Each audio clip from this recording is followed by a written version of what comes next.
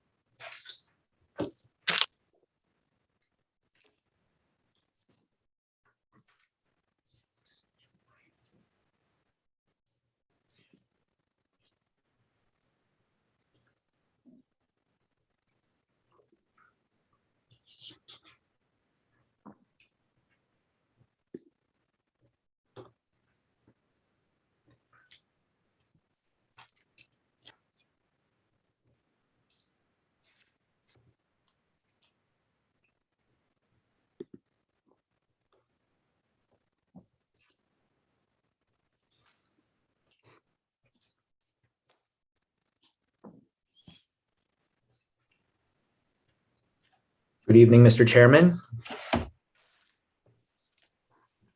Good evening. We are all set to start when you are, sir. Very good. Welcome to the 905th meeting of the directors of MSAD number 27. Roll call, please. Keith Jandro. Here. Isabel Lozia. Here. Abby Pooler. Here. Sarah Ashley. Here. Toby Jandro. Here. Leroy McKenzie. And Gary Sibley. We do have a quorum, Mr. Chairman.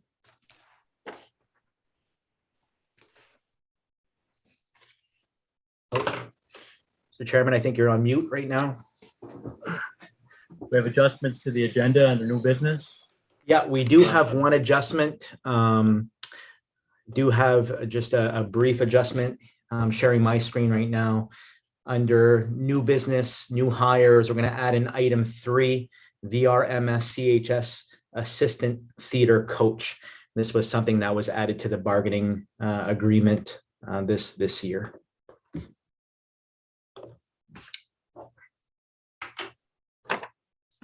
Very good. Do we need a motion?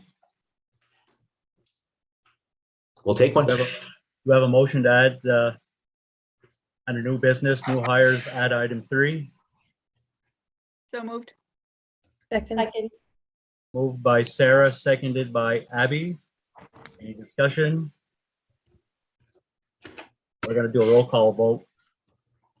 Toby? You're on mute. Approve. Sarah? Approve. Ms. Fuller? Approved. Ms. Lozier? Approved. Vote is unanimous. Moving on, period of public participation. Mr. Chairman, I'm monitoring the chat right now, and right now there are no comments in the chat. I can continue to monitor throughout the meeting and see if somebody wants to address the board, and then we can take it up at that time, but right now there is nothing. Do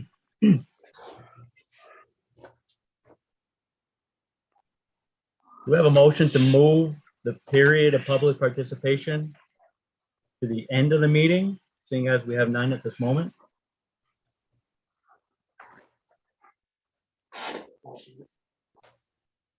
Somebody care to make that motion? All moved. I'll second it. Who made the motion? Ms. Fuller? Toby seconded. All in favor? Isabel Ozier? Approved. Ms. Fuller? Approved. Ms. Ashley? Yep. Mr. Jandro? Yes. Unanimous. Very good. We will move the period of public participation to the end of the meeting. Moving forward, approval of the meeting minutes of meeting 904 on December 8th. So moved. Second. Moved by Toby, seconded by Ms. Lozier. Any discussion? Very good. Ms. Lozier, in favor?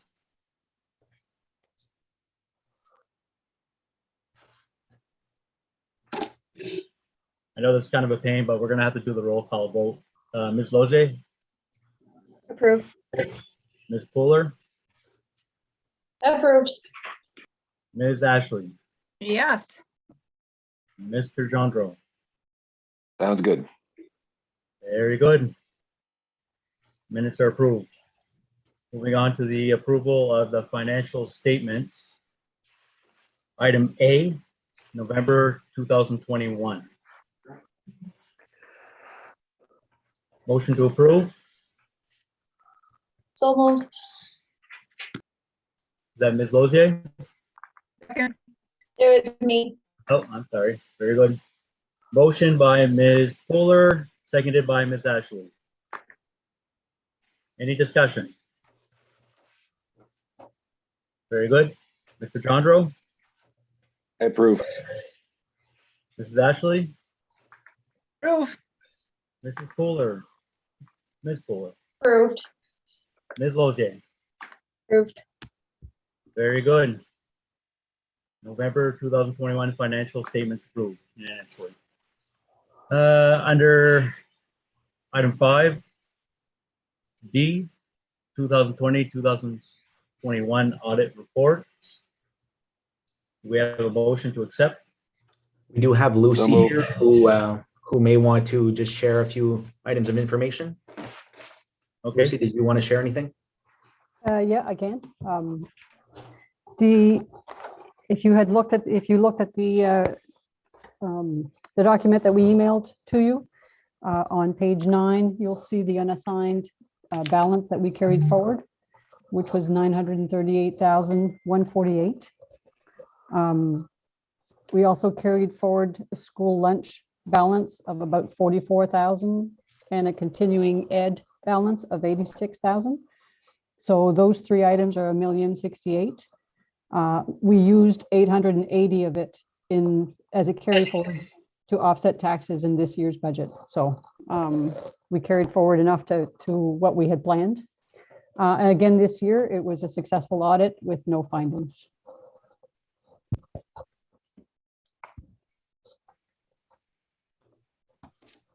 Very good.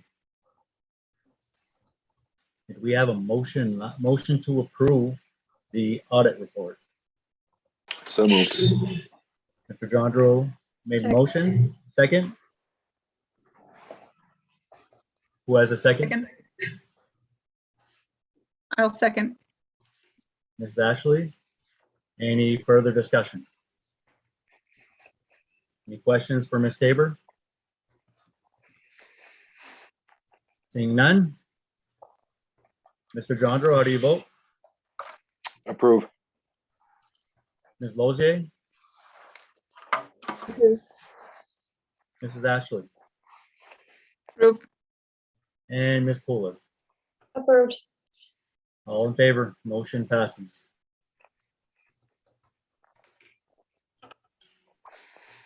Okay, number 6, Superintendent. First thing I'm going to update you on is the most recent change to our standard operating procedure. I will share my screen. I'm not going to go over the entire document because a lot of it is similar to what we know to exist in the SOP. I did highlight a couple of things that were minor changes. Some were major, but some were minor. On page 1 of the document, advise close contacts to seek a COVID-19 test 5 days following the exposure. The previous version of this did not state this advisement. It was assumed, but it wasn't stated. So they did put that in the new SOP. So after your 5 day, at 5 days following your close contact exposure, the school nurse should be advising students and staff to get a test. So that's something new. On page 2 to page 3, if a student, teacher, or staff has access to a test and wants to test during isolation, the best approach is to use an antigen test. So they just have some information there about some testing protocols. We do accept tests from home. So if a student or a staff member is testing from home and receives a positive result, we ask that they contact the school nurse with that information. We are accepting that. There's some language about mask wearing when returning from an isolation or close contact period. The previous SOP alluded to the fact that you needed to mask for the additional 5 days. Now it states it, and the school has a plan for ensuring that those students have their mask. For us, that's a moot point. We're all masked universally, so we already have a universal plan for masking. But in the event that if we ever go to an optional mask, any student who is returning from isolation, student or staff, would have to wear the mask 5 days after their required isolation period. So that's in there as well.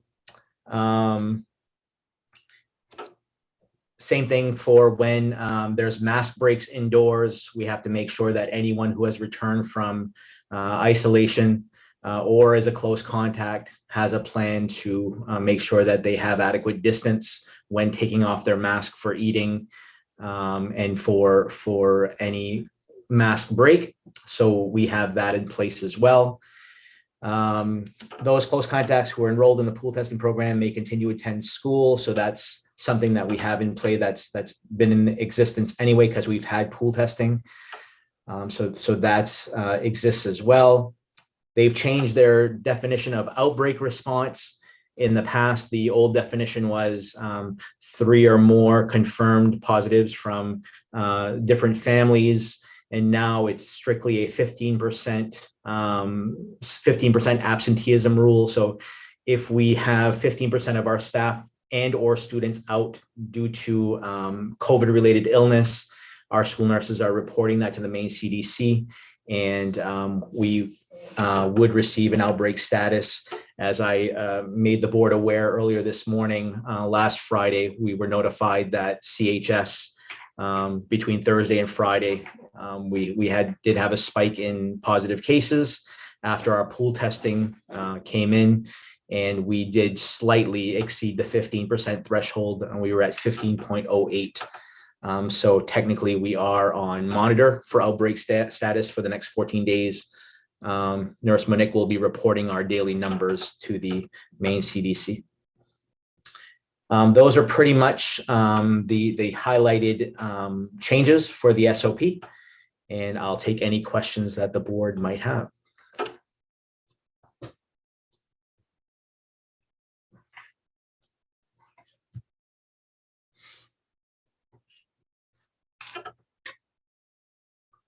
No questions? I can go on to the next agenda item, which is the OSHA rule. The OSHA rule, of course, was part of an announcement made by the Biden administration earlier this fall, trying to get those states who do follow the OSHA rule to have large employers enroll in serial COVID-19 testing.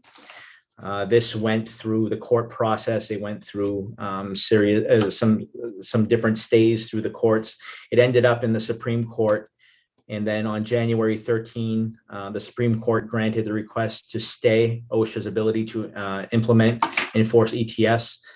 So basically, because of that stay, the requirement is not going to be applied. So right now, because of that stay, we are not enacting what was described under the OSHA ETS rule to mandate COVID-19 vaccines or serial testing. Until that changes, we will wait and see whatever advice we get. We've been getting some regular updates from our legal counsel on this, so we feel that we're well versed on it, and we've been following it. Right now, because of the stay, as I said, there is no movement to move forward with that mandate. Any questions on that from the board?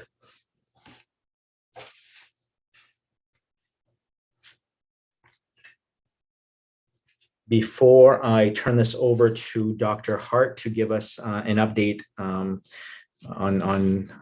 Northern Maine Medical and anything else going on regionally with COVID-19, I did want to let the board members know that we did receive 2 cards from staff members thanking you, the board, for both the hazard pay that staff received right before the holidays, and also the December 21 early release that you decided to change to a full workshop day. We had staff members that appreciated that and sent cards to the board on that note. So just wanted to let you all know. That being said, I will turn things over to Dr. Hart to give us an update from her. So the first question that I had specifically asked me, so I wanted to answer it, is the news about the CDC's backlog of testing in the state and what that might mean for us.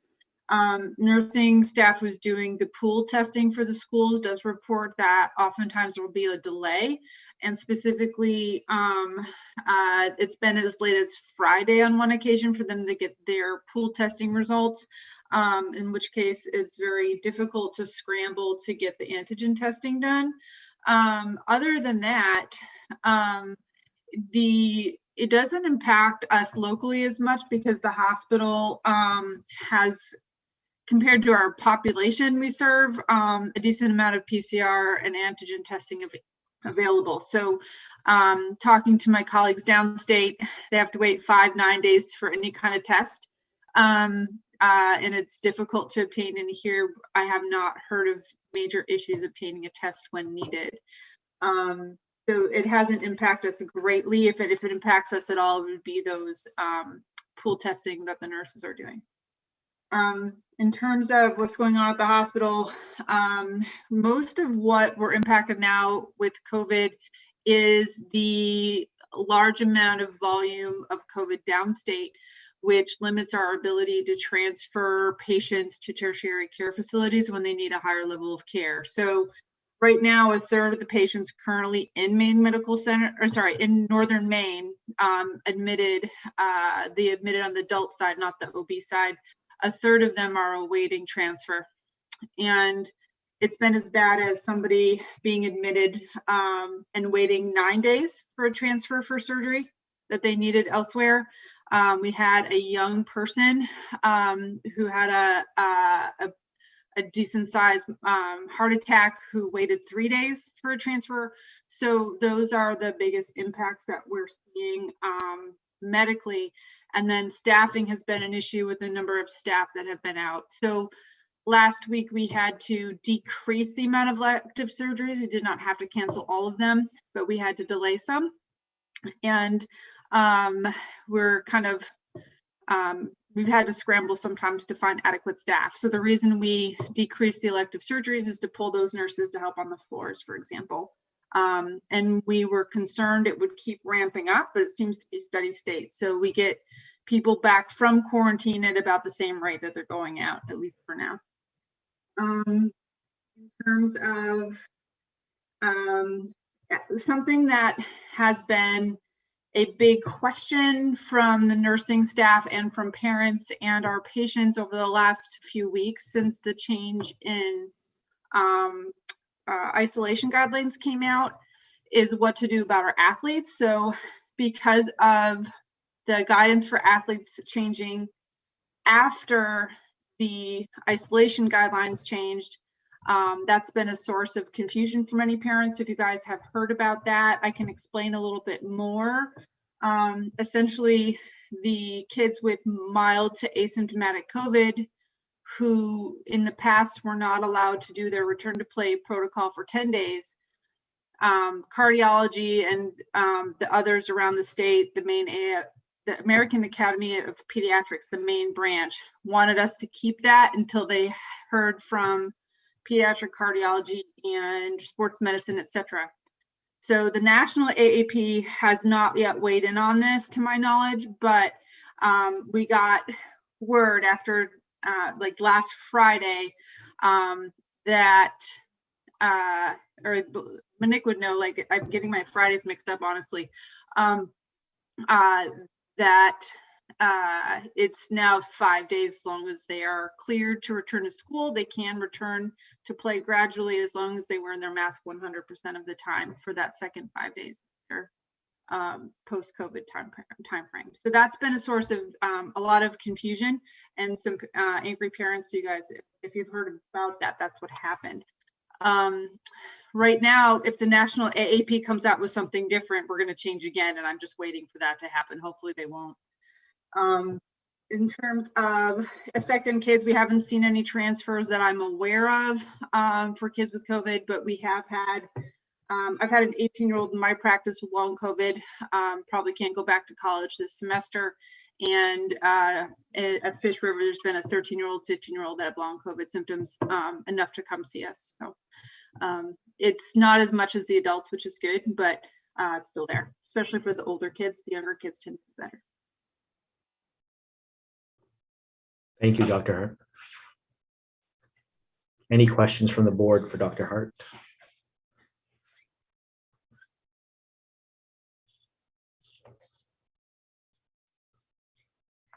I will just follow up with what Dr. Hart was talking about with the return to play protocols.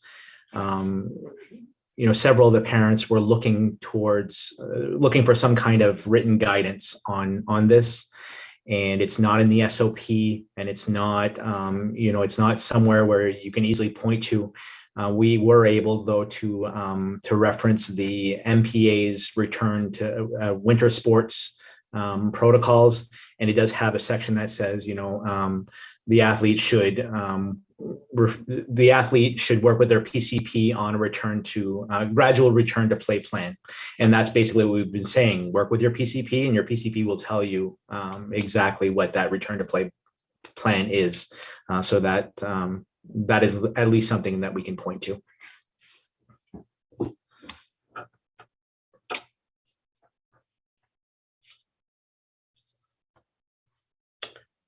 Final thing under superintendent is the administrator's reports. And you should have a report from Mr. Doucette, Mr. Anderson, and AnnMarie as well. So if you have any questions, they are in the Zoom room, and you can feel free to ask them any questions about that.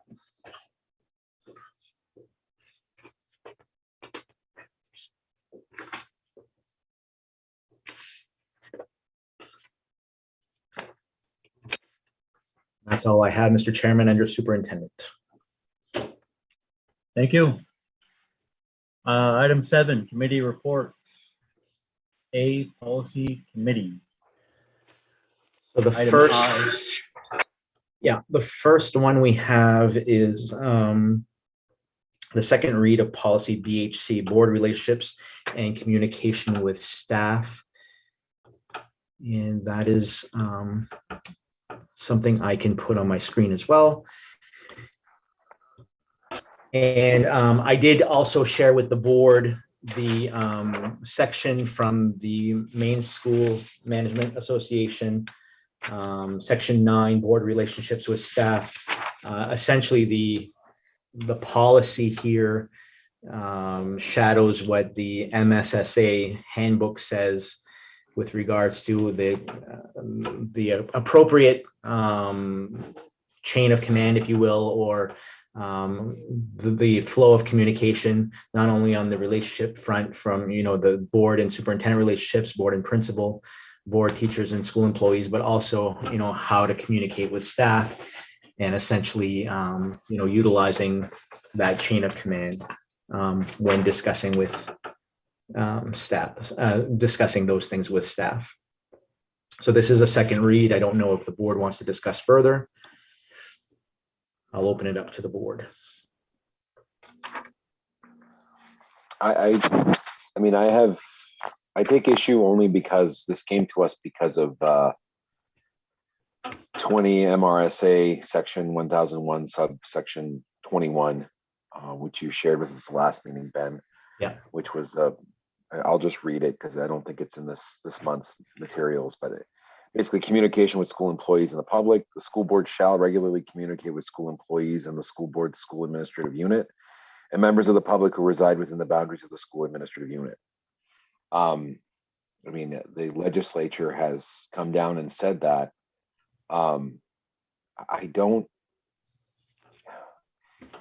It's strange to me that the policy that came from that is we are not to do those things. Or we don't actually do them ourselves, we delegate that out. I think talking to members of the public and alerting them to where the chain of command is. I'm not going to sit there and say, oh, well, let me fix that for you. I don't think that's my job. But I think if somebody wants to come up to me and say, I've got this issue, as a board member, I should listen and then direct them to the proper person to go to. And I think asking people, how are you feeling? How are you doing is an important part of our job. Otherwise, we're nothing more than a rubber stamp who signs the budget every year. And I don't necessarily want to be that. So I don't care much for this policy. I think it relegates us to a closet somewhere. And given that we're elected by folks in the community, I think we should be talking to them and knowing where the line is. I think it'd be more beneficial for us to discuss where we go if somebody comes to us and says, I can't believe this has happened. And we can say, you should go talk to the vice principal. You should go talk to the principal. Have you talked to the principal? No. Well, then you should. Have you talked to the principal? Yes. And he's a jerk. Well, you should go talk to Ben. That's the next person up the chain of command.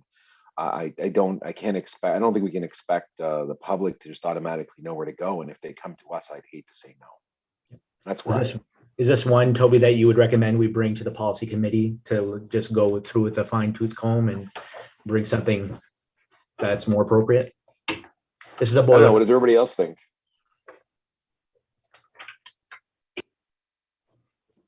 I think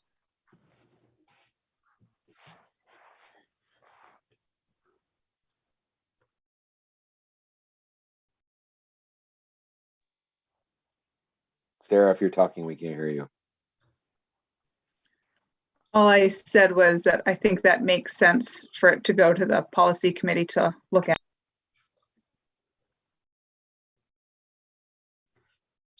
I would agree too. I don't think it can hurt to go through it in committee and just find it a little bit more appropriate, especially with what Toby's saying. I agree with that.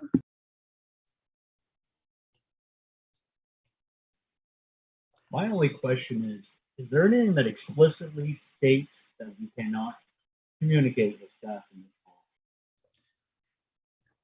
It doesn't state that you cannot, it just kind of outlines the appropriate way to do so. And I think, forgive me for probably misinterpreting this, but I think this has to do a lot with how accessible board members are nowadays with social media, with all the different ways that folks can communicate with you. It's not, digging up your name in a phone book and trying to call you anymore. It's, what's your Snapchat? What's your Facebook chat?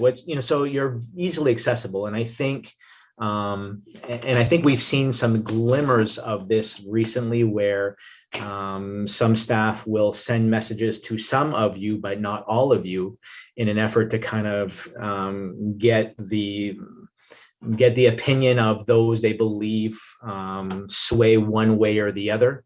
And I think that's kind of where things get a little bit, not dangerous, but things get a little bit cloudy on where the line is. If the board is well versed, like Toby was saying, in how to redirect staff, I've got no problem with maybe having some kind of discussion about that, of what are the right things that we do that all the time as administrators, how to do that. But what the board does not want to do is have a direct line to a staff member or vice versa. And that could be problematic. So for what it's worth. I just, Keith, to your question, I mean, the first page, it says all communication or reports to the board or to any committee of the board from school principals, supervisors, teachers, or other employees shall be submitted through the superintendent. And if you go down to board and teachers and other school employees,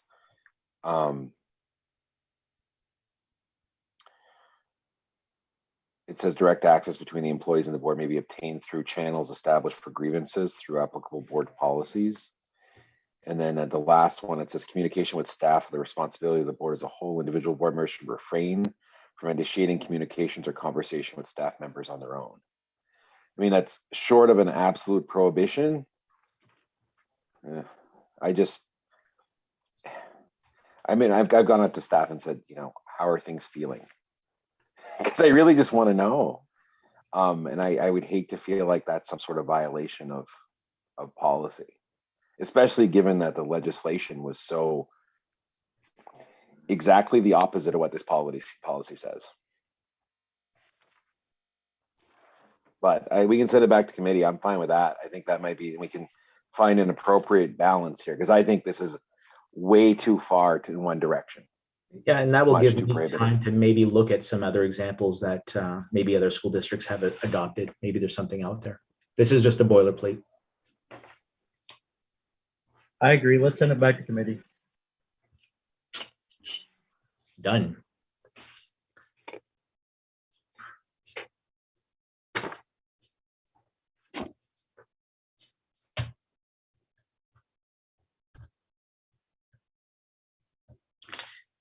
The other policies under committee report, we do have first reads.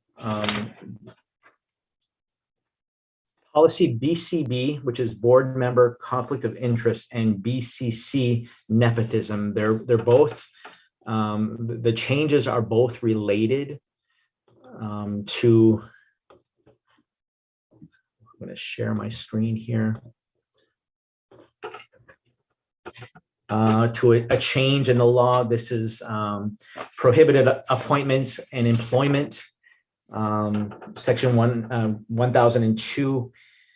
Essentially, what the legislature has done is put some language that is to be repealed in 2024 It's saying that the school board may, it's not required to, permit the spouse of a member of a school board to serve as a stipend employee on a contractual basis when that action is in the best interest of students.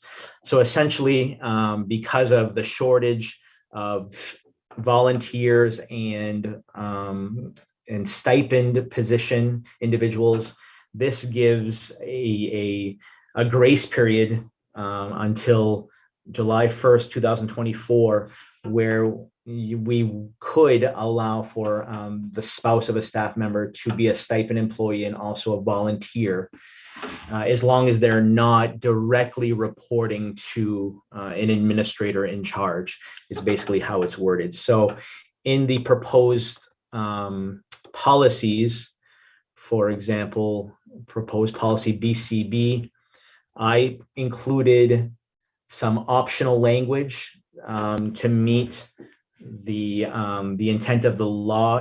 If you so choose to adopt that, we can have that language that will allow us to hire one of your spouses as a stipend individual or a volunteer without being in a conflict of interest. And also with the nepotism policy, that same or very similar language is also optional and would allow for that as well. You currently have a policy BCB in place. So this one would replace your current board member conflict of interest. You do not have a nepotism policy in place, but it essentially, it outlines the same information. So this is just a first read. It's food for thought. You can adopt that optional language or not, but because of the change in law, it is recommended we update those policies. Discussion?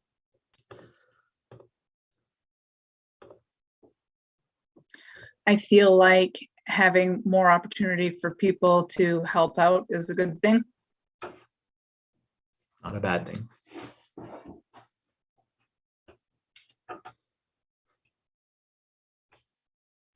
And to be fair, I mean, some of your spouses already volunteer, and we're not looking to, turn anyone away. We want to make sure that, we're doing right by the policy. I would recommend that if you have that option to allow one of your spouses to do so and they want to, why wouldn't you do it? But I'll let you think about it, and next meeting we can discuss whether or not to adopt the optional language. Yeah, I see no reason not to. I mean, we're short as it is, and I think by virtue of our significant others being involved in our lives, because we're on the board, they kind of are probably more aware of the needs of the school than most of the public are. So I agree. Any other discussion, board members? The last, go ahead, Keith. Well, I'm a little bit apprehensive. I mean, I understand we need everybody we can to help out and volunteer and fill in as needed, but I think we need to set some sort of terms or some sort of, we need to put something in place to where whoever we do bring in understands where the line is and how there can be interference of conflict of interest on our part. So how we go about that, I leave that up to you, Ben, to decide as far as hiring on an individual on a stipend basis. So that's where I stand. And the sample policy does have some language about ensuring that the volunteer or the stipend person is not reporting directly to an administrator. I think that's the check and balance right there. Once they're reporting directly to an administrator, then they have access to administration in a way that may be a conflict of interest. So being a volunteer that does not report, so not being the chair of this or the head of this organization, I think would be the right way to go about it. Sounds good. The last policy I have for you as a first read has come about because of our recent food service. We had not an investigation, but an annual review or a regular review of the food service nutrition program. The report coming back from that review was stellar. Melanie has done a great job in making sure that our food service program is running to the letter of the law. They did notice, though, that our student wellness policy was last updated on May 7, 2018, and it does call for this to be reviewed every 3 years. So we're a little bit behind on the review.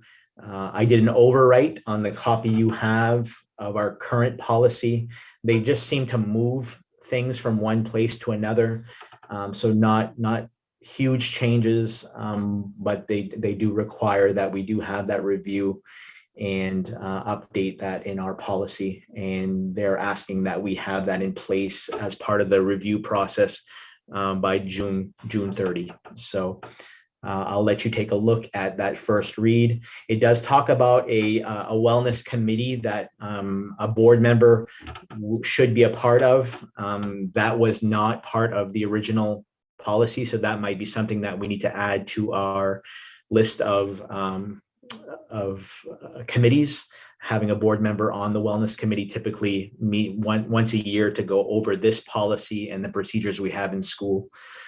So we can discuss that later once the policy is adopted, but no huge changes in that.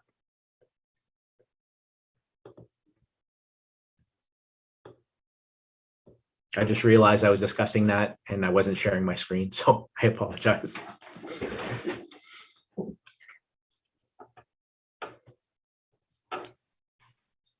Any questions for Ben regarding student wellness? Moving on, old business, MSAD 27 board planning discussion. This is a reoccurring agenda item. Underneath that item is Val Unified. So we did have a Val Unified board meeting January 12, and the board was discussing the interlocal agreement. And the board members in attendance agreed to take back the conversation to the each SAU school board, just to get some further clarification so that your representatives know exactly what we want from SAD 27. The first thing that we discussed was the term. As you know, the current term in the interlocal agreement is for 25 years. In my recommendation to the Val Unified Board, it was recommended to reduce to 5-year terms.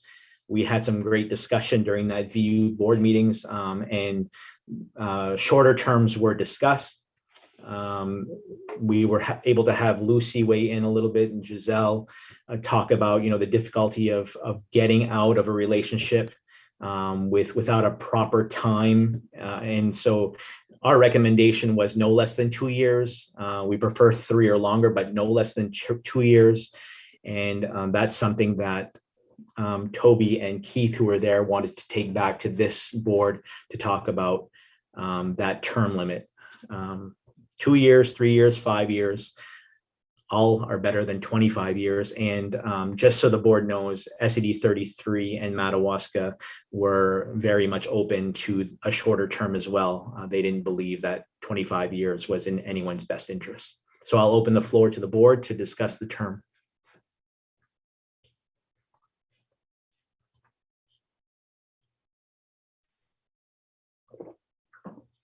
Just to follow up on what Ben said, our partners in Valley Unified were very open-minded and flexible, I would think, as far as the term and readjusting the term and makeup of the board as well. Something else we need to bring up. I didn't see, I don't know, Toby, maybe you can correct me on this, but we didn't necessarily nail down a set term. I think 3 years is fair, considering the administration's request. I think that gives everybody plenty of time. And if we were to exit the current agreement after 3 years, there would be no reason why we couldn't work out some arrangement to where we still provide some services, as we have other districts in the past, or other school entities, other school units outside of our district. So, Toby, if you want to just add to that, I think personally 3 years is a good term to shoot for, and I think our other parties in the Valley Unified would also agree.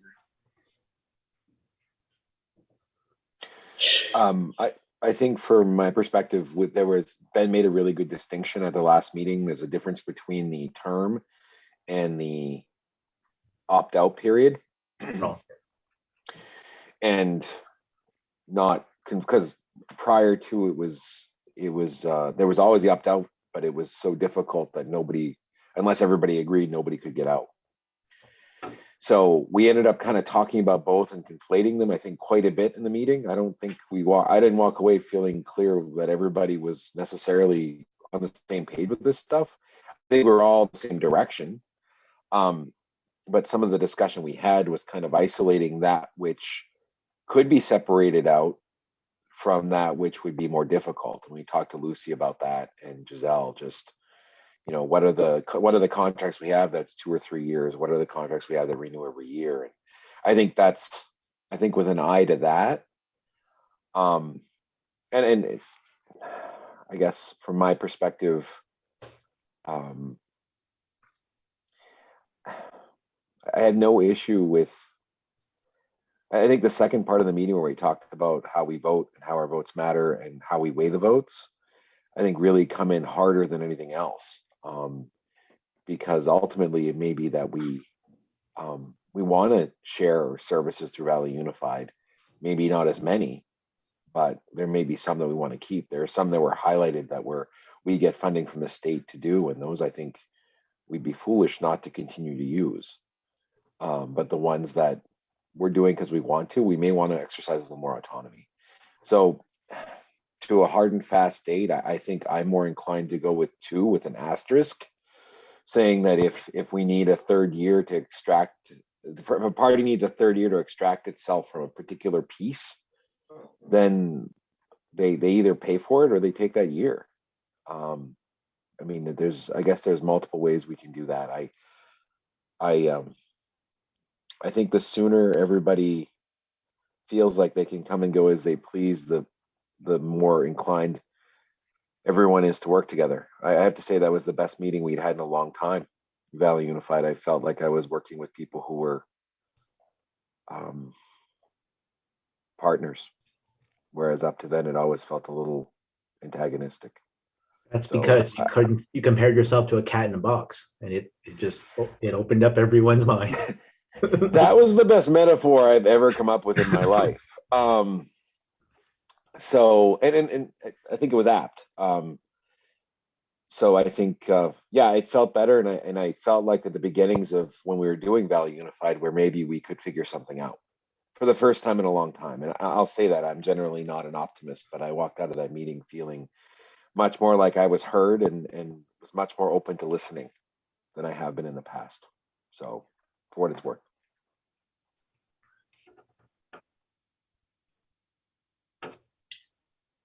One thing we are compiling at the request of the Valley Unified Board is how long are our contracted terms right now.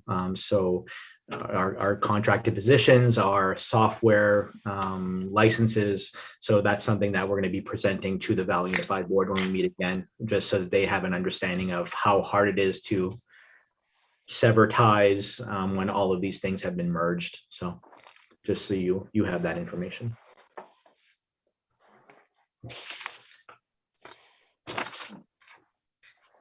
Any other thoughts for Keith and Toby about term? I'd like to hear what other people have to say, even if I have to call on them. Sarah, aside from Toby and I, you've been here a while. You've seen a few things. What are your thoughts?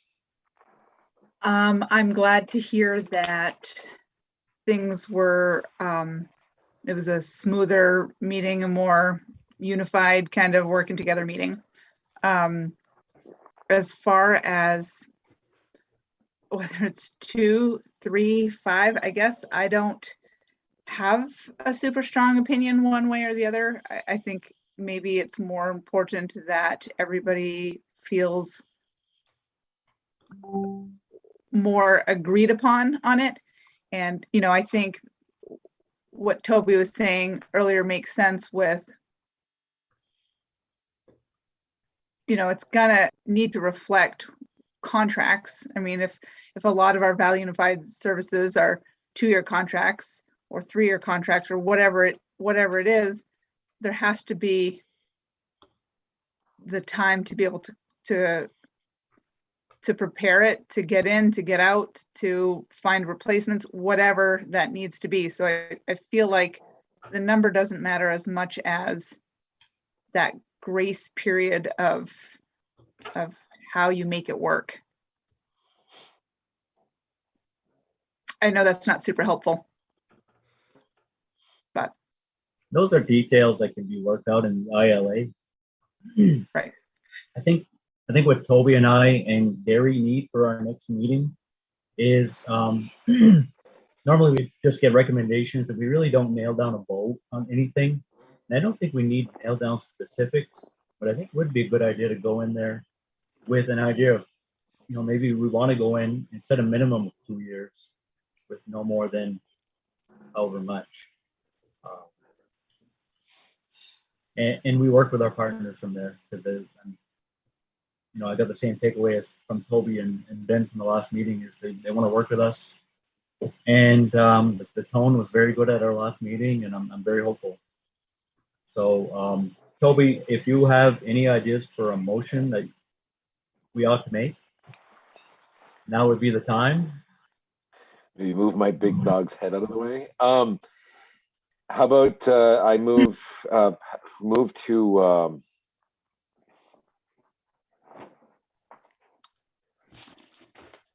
approve a reduction in the period from the current amount to somewhere between 2 and 3 years. Do we have a second? I'll second. Ms. Fuller, second. Toby made the motion. Any discussion? Ms. Lozier, we haven't heard from you. Any thoughts on this process? I think what you guys all said is good. I mean, like Sarah said, it's important to have that grace period where you can have that decision. As long as as long as you guys are working together well, I think the other little pieces can be worked out. I guess my concern with having it so defined is, what if somebody else comes back and feels very strongly about 4, like super strongly? I mean, in the grand scheme of things, does it matter? And maybe it does, but I guess that's, I feel weird about like setting such a narrow, but again, I'm not the one that's meeting. So I feel I don't want to pigeon you guys into something so small that we create animosity by negotiating something. Keith, correct me if I'm wrong, but I think at the meeting, the other 2 schools, the other 2 units were bouncing even the word 1 around at one point.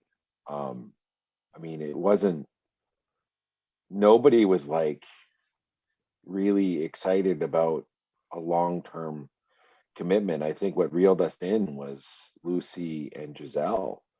I think the various other entities were kind of fell into my analogy. You know, it's really hard to put a cat in a box, but if you leave a box on the floor, the cat will probably go in.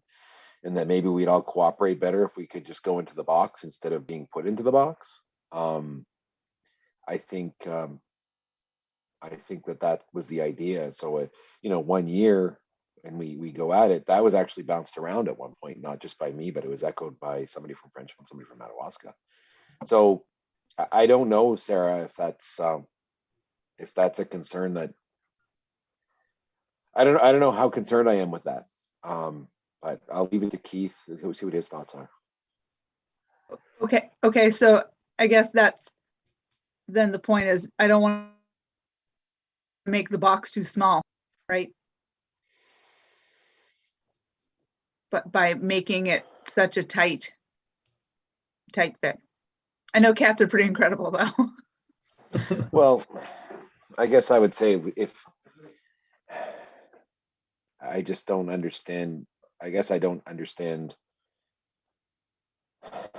Do we want to just make it 1 to 4 years? No.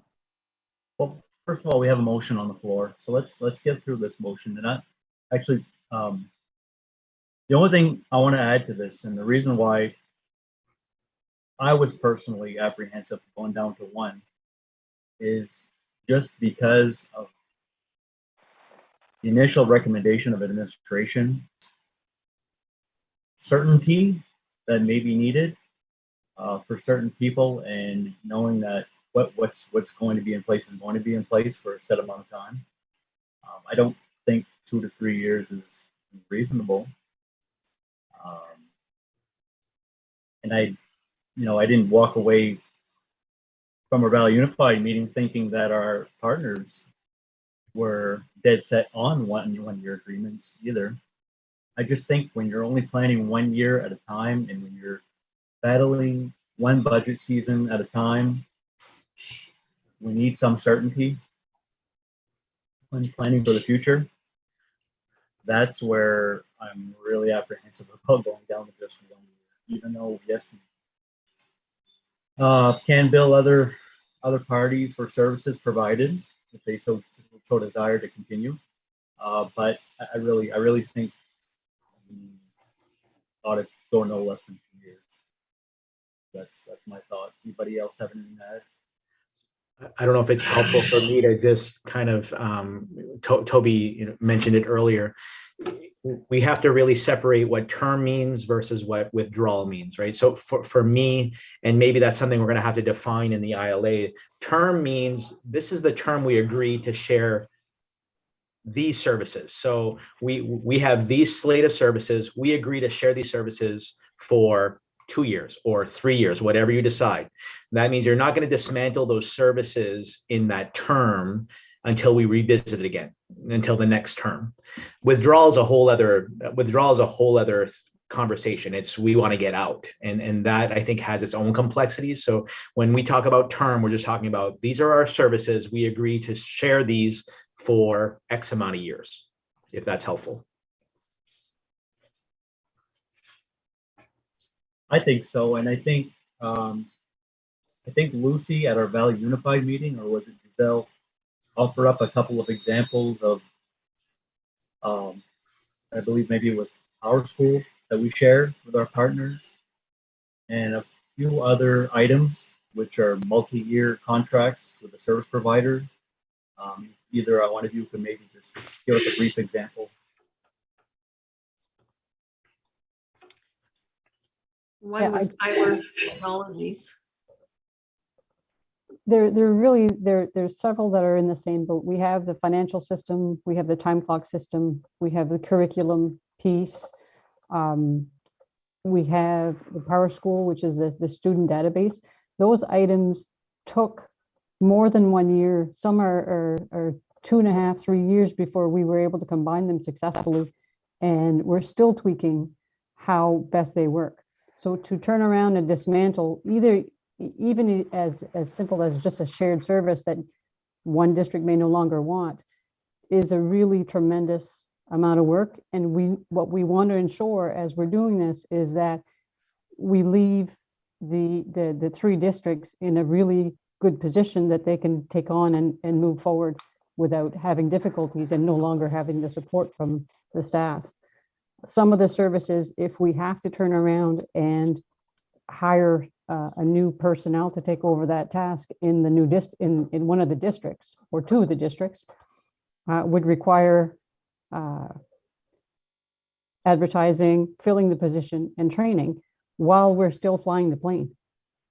So if we were able to do it and just, you know, you do it, you take a month, you do it, you turn around and you're good to go. That's not the case. We're still doing our everyday tasks and having to train someone to make sure that they're able to take over. A lot of these shared services came about because we're short-staffed. To think that we'll be able to fill them easily, I think is the difficulty that we're having to plan ahead.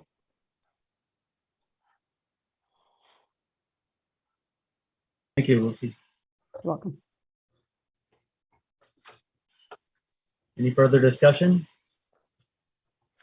The Well, I motion on the guess floor still stands. I would withdraw the motion then. I think Because I don't once the think- motion's on the floor, Toby, I think we have to take a vote. Oh, I can't withdraw my own motion? I don't believe so, now that it's been seconded, right? Okay.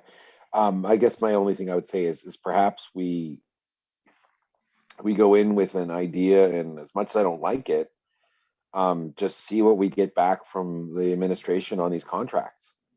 Because I feel like, because one of the problems we're going to have is I doubt these are all going to line up exactly on the same year, right? I mean, there's multiple contracts running in multiple directions.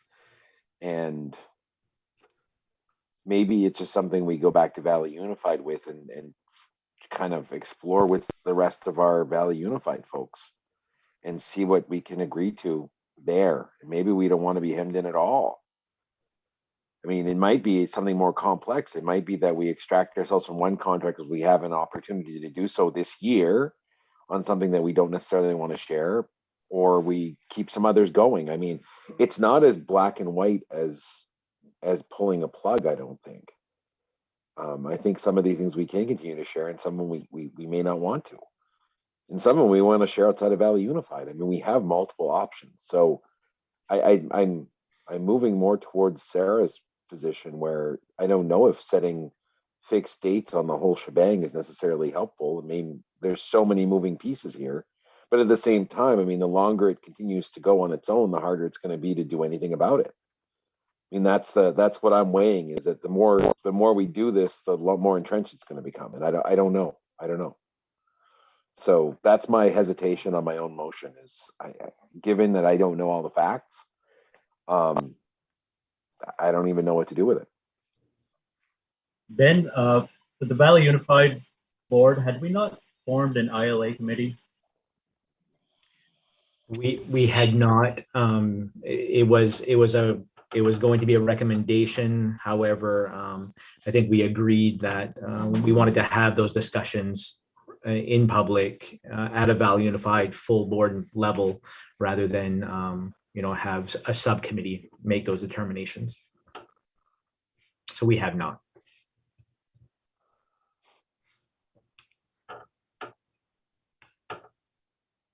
Keith, do you think 9 people are too many to have that discussion with? Keith is frozen. I think Keith. Oh, he's there. Okay. Back. Okay, so we have no further discussion. Sounds Keith, I like asked the question when you froze. Do you think that the 9-member Valley Unified Board would be too cumbersome to have that discussion? I think they could handle it. It felt like we were able to discuss it pretty well in the last meeting.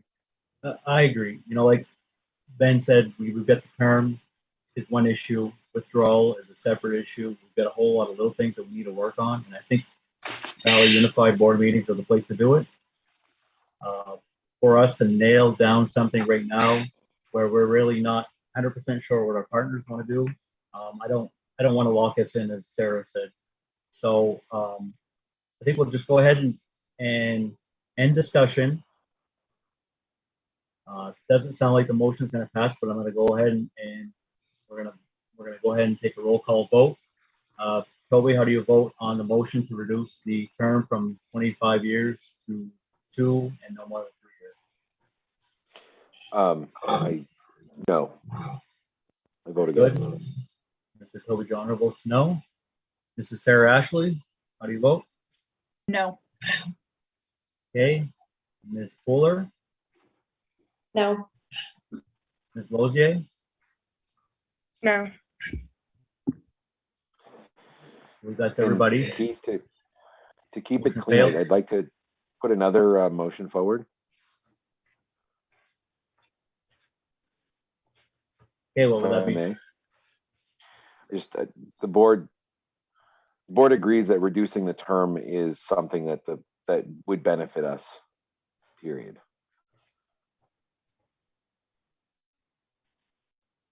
From 35 years or whatever it is. So your motion is to reduce the term of Reduce the the term current from what's in the value original. Yep. Very good. Do we have a second?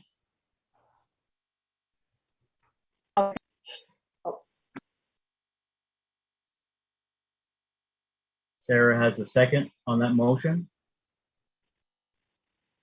Any further discussion? Very good. Ms. Lozier, how do you vote? Yeah.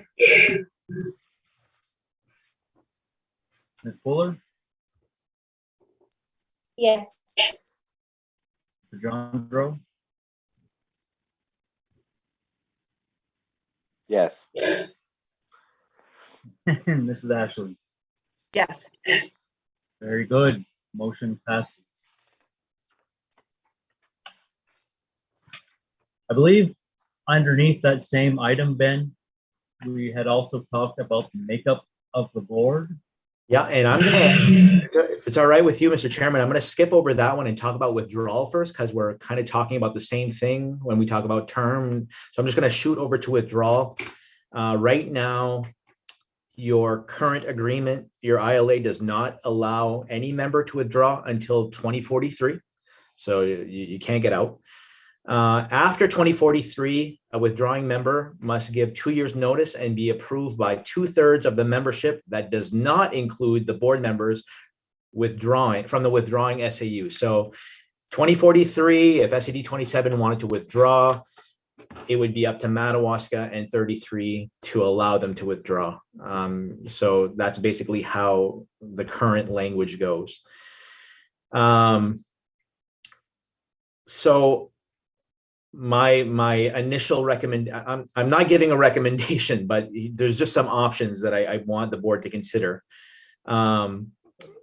If you do, and I think all three parties again are understanding that withdrawal language is probably ridiculous now that we don't have a school that we're tied to. But I would just give a couple of points that if a withdrawal was going to happen, I do agree with the 2 years notice, but I also agree with a notification date that should come. And I mentioned December 31st as that notification date. And once you give that notification, it's 2 school years after that notification is what I'm recommending. And that's based on what Lucy and Giselle were talking about with how difficult it is to undo a lot of those shared programs. 2 years is really cutting it close. So giving that December 31st date and then 2 years after. I also did cite the regional school unit withdrawal process, as we know pretty well here in 27, that already exists. So if you wanted to point something in statutes and say there's already a withdrawal process that exists, you could look at the SAU withdrawal process and say, why don't we just follow that process? And that's a whole bunch of steps for those of us that have initiated that with one of our member communities before. So that's just food for thought for all of you.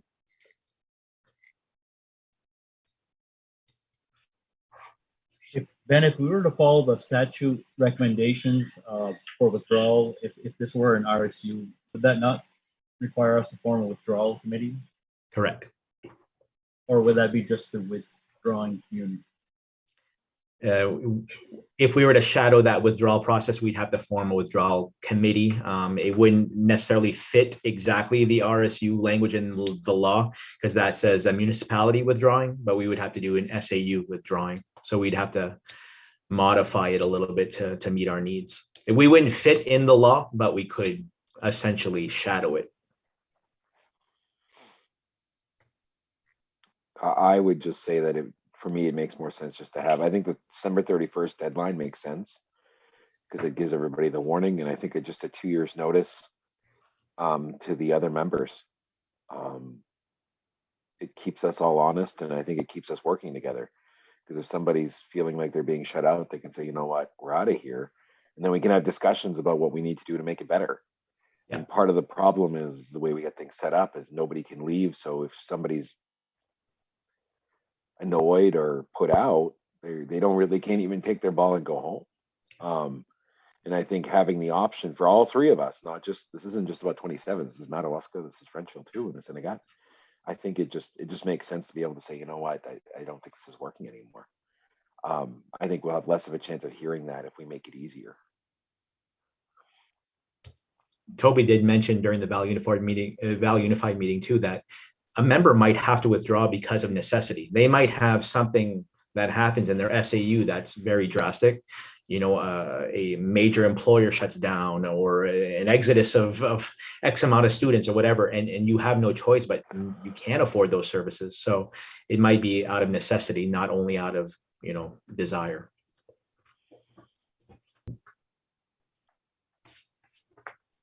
Okay, before we get into any further discussion, does somebody want to make a motion?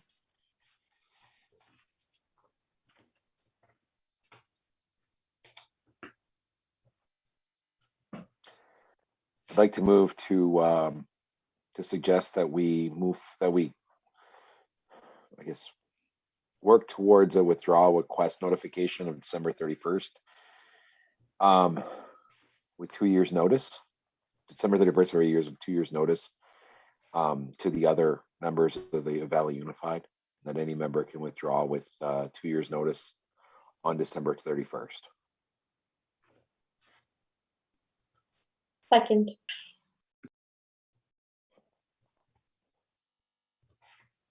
Okay, just for clarification, that's after the year of notification, Toby? 2 years after the year of notification, yes. So I think it would be 2.5 years. Okay. Am I understanding that correctly, Ben? That's correct. Okay. Toby made the motion, Ms. Fuller seconded. Any discussion?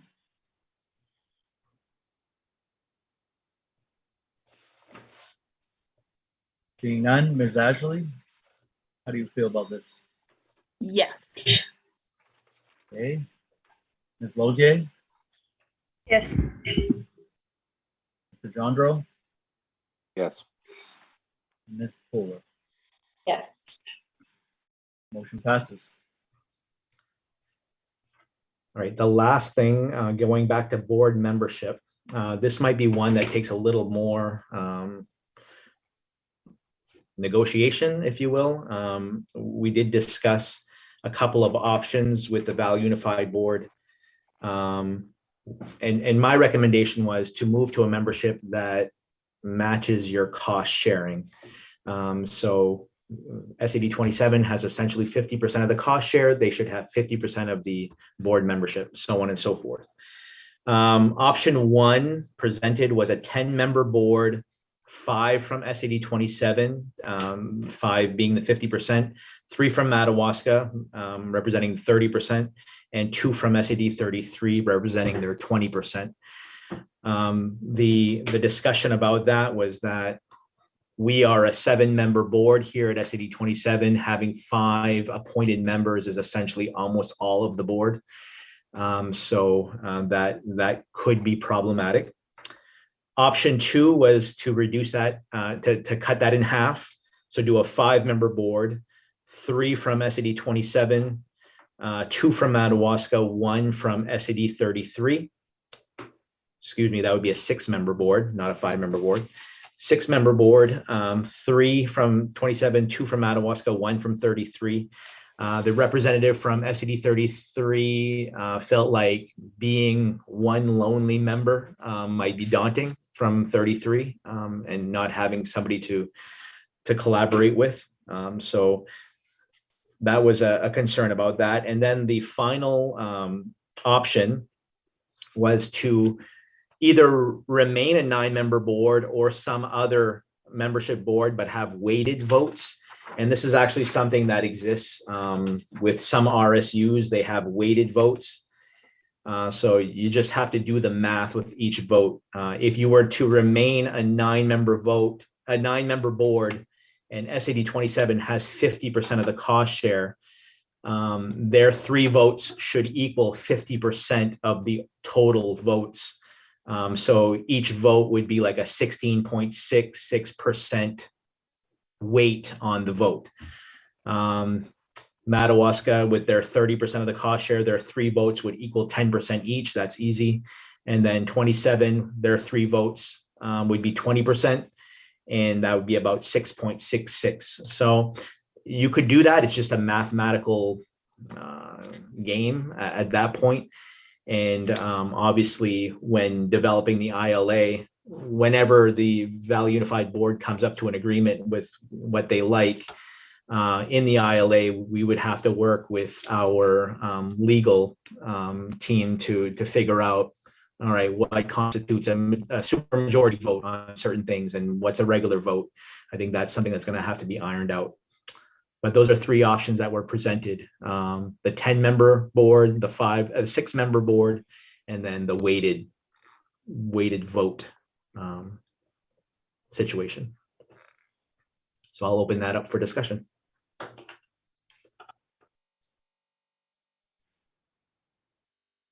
Yeah, from what I gathered at our meeting, item B, or option 2, would not have been palatable for SAD 33 to just have the 1 member go in there and be able to make decisions for their whole district was not a position they wanted to be in. So, and for us, I mean, I can only speak for myself, where I don't think having 5 of our SAD 27 board members show up to these Valley Unified meetings, I think that's a little bit much. I don't know how everybody else feels about that, but personally, I think option 3 is probably our best option. With the weighted votes, we stay with the same amount of members on that board as we've had all along. I would support option 3. I would agree. I think that it just makes the most sense to have weighted votes rather than have one district with 1 member and the other district with 5 of us.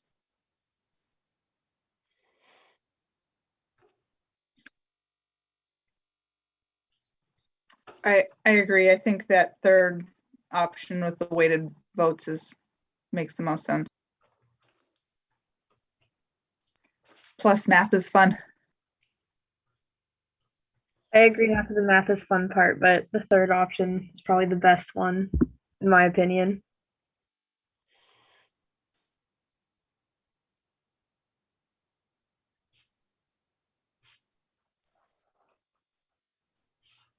Toby, do you have anything to add to that? Or making a motion? I think option 3 makes the most sense. We could even consider, it doesn't necessarily need to be 9 board members. We could do 6 or whatever. I mean, anything's possible if we didn't want to bring in all 9, depending on what the rest of the crew felt. I think the only pitfall, and I like the weighted piece, but I'm going to put it out there. The only pitfall with the weighted piece is we've always kind of rounded to make our numbers work better. And we're going to have to be really clear on how we round things going into it. Because if I'm not mistaken, MSD 33 doesn't have 20%. They got 18. And the 33, and Madawaska's got like 33, and we got like 51. And I think we're going to have a talk with our partners about what all this means. Not because I want to be difficult, but because if the population shifts, at what point do we readjust those numbers? If we're already rounding them at different variant, like, you know what I mean? Am I making sense to anyone but myself right now? No, Yeah. I mean, yeah, we're gonna have to set a time period where we establish that maybe at the beginning of the school year based on our enrollment. Is that correct, Ben? Well, something that Lucy does every year when she's building the Valley Unified budget is that she reviews the total student population and evaluations. So that's calculated in budget season before approving the budget. So that's probably a natural time to look at that and make sure that those voting shares are appropriate. 'Cause if I'm not And we mistaken, wouldn't Ben, I think right now we're at a little over 50%, right? I'll let Sorry, Lucy. Lucy. Yeah. I think Lucy had just looked at that earlier today. I think you're right. I think we are, SAD 27 is, I think, 51% or 50, maybe 52.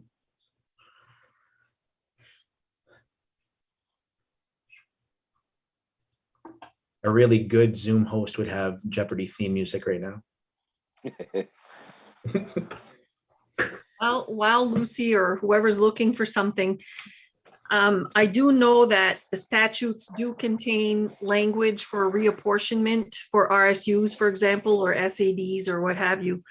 And there's probably, I haven't had a chance to look at it real quick, but there's probably guidelines on how often you can do it and how you can do it.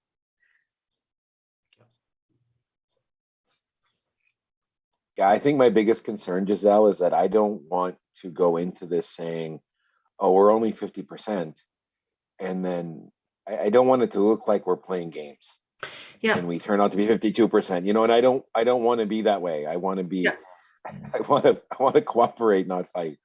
Yeah. So that's all. I agree with you, Toby, and I don't know if it's based on the decade-long census that, you know, however that's decided. I guess it's critical how it is set up in the beginning. Also, don't forget that in the ILA, there's already a clause that says if one community, if their evaluation or student count or something changes the formula by 8%, there's language there that would have to match whatever changes you guys make. There's a safety net there. Right, the I safety. think we're going to be, yeah. And then we talked about the 7/9 release valve too. So we've got all sorts of nice little analogies kicking around. Yeah. And the calculation for the Valley Unified budget, half of it is based on attending pupils. And I get the numbers from the October 1st count of the previous fall. And the other 50% is based on percent evaluation. So for the 22-23 budget year, SAD 27 has 50.7%. SAD 33 is 15.74. And Madawaska is 33.56.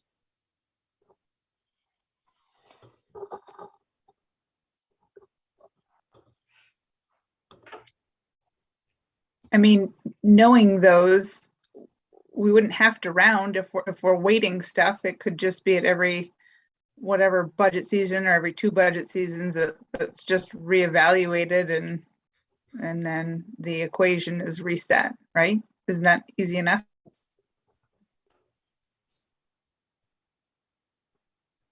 If you like math. It's easy enough. I just wanted to make sure that we were clear about this up front. This is going to be part of the discussion because I don't want it to be something that's, I don't want it to look like a bait and switch, Sarah. That's all. That's the only reason I raised it.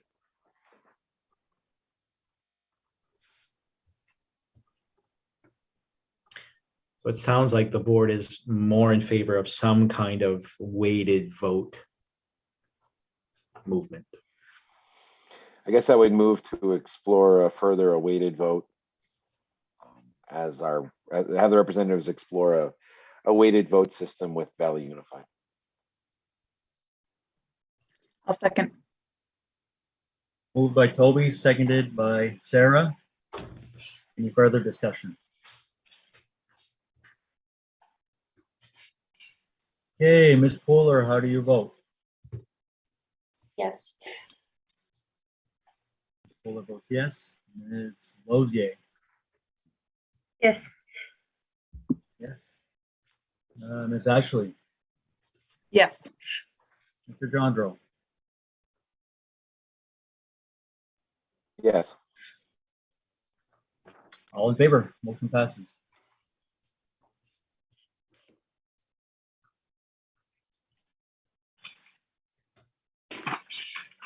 when I meet with 33 in Madawaska, I'll have these same suggestions and summaries, essentially copy paste so that they're getting the same information and weighing in the same way that you all did.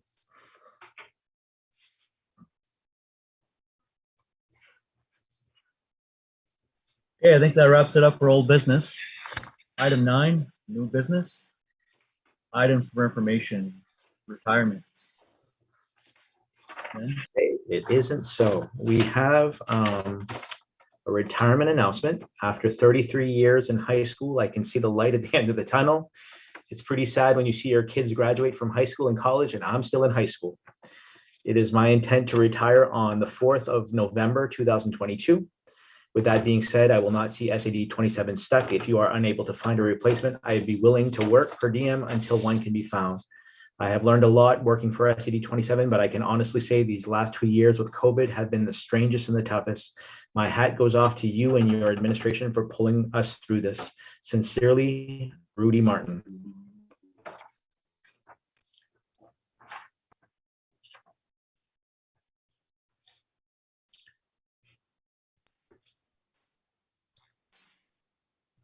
I would need a motion. I think whenever we think SAD 27, we think of Rudy Martin sometimes, a lot of times. He's there for everything. He's there for our budget meetings. He's there sometimes for after school events, extracurricular events. He's been there since I was in high school. When was his start date, Ben? He said it's been 33 years, so those good at math can figure that out. 89. Sounds about right. Definitely going to be a huge loss. If we don't make the motion, does he have to stay? I think so. I'll make the motion. I'll second. Any further discussion? Ms. Poehler, how do you vote? Yes. Ms. Lozier?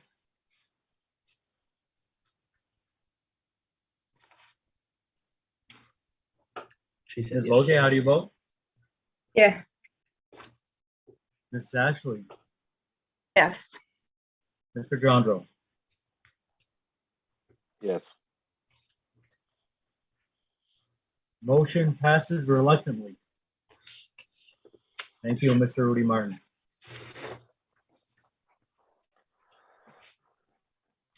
On to resignation. We have a resignation of a cook aide at CHS. To whom it may concern, please accept this letter as my formal resignation from my position as assistant cook at Fort Kent Community High School effective December 22, 2021. I appreciate the opportunities you have offered me to grow both professionally and personally. Please let me know how I can be of help during the transition period. And this is from Lisa Terrio.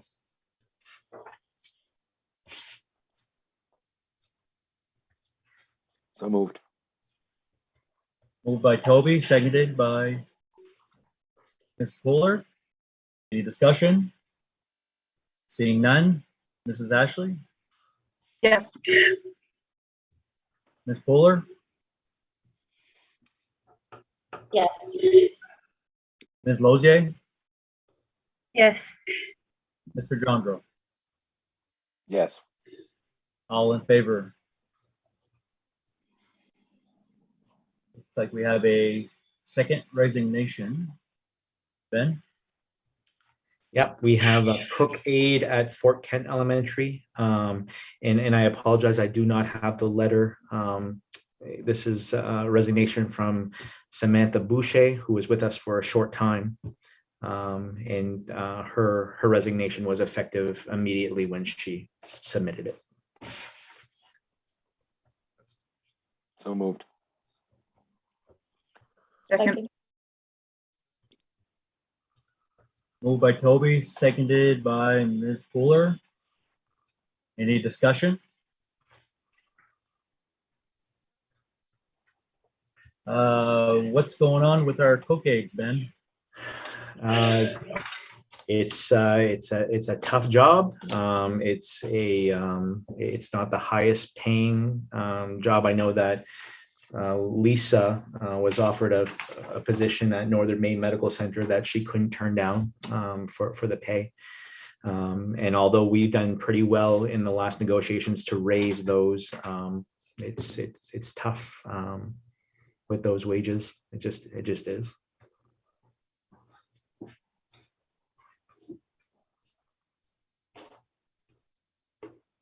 All right. Very good. Roll call vote, Mrs. Ashley, Yes. Ms. Fuller, Yes. Mr. Jandro, Yes. Ms. Lozier. Motion passes. Accept the resignation. Item 3, resignation of VRMS CHS French teacher. I do have a letter. I am writing to you in gratitude for allowing me to to be my truest self while teaching at Fort Kent Community High School and Valley Rivers Middle School for over a decade. I have remained loyal to my inner energy, my quirkiness of my teachings, leadership style, and my inner drive to make the culture of my classroom a welcoming and stress-free environment for all learning styles. I do believe I have achieved success in reaching hundreds of students' lives and changing the way in which they accept each other. Creating a culture in my classroom that has made learning fun and engaging was my primary goal every single day. During this phase of my life, my energy is needed elsewhere. I need to make significant lifestyle change due to several reasons. My intuition is telling me to stop using the classroom as a vehicle to reach others. It is time to use for a different arena. For this reason and several others, I have chosen to resign as a French teacher in SAD 27 for VRMS and CHS, effective at the end of the workday on January 28th, 2022. This wasn't an easy decision, to say the least. Sincerely, Margaret Guimau.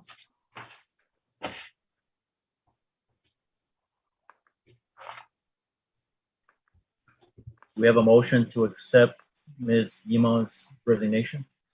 So moved. Second.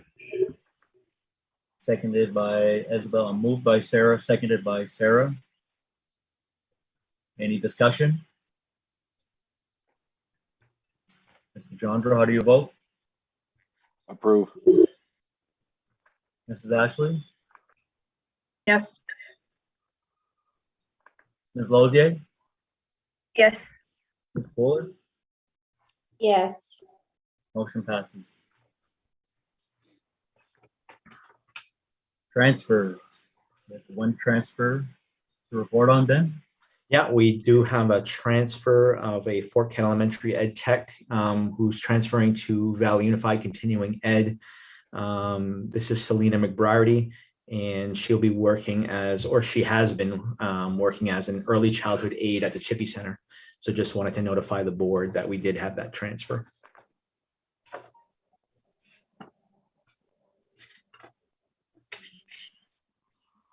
Do we normally make motions to approve transfers, Ben? Not transfers. Something I've ever done. Moving on to new hires. I did send you a letter this morning. I hope that you got it and were able to take a look at it. There were interviews that were conducted late last week.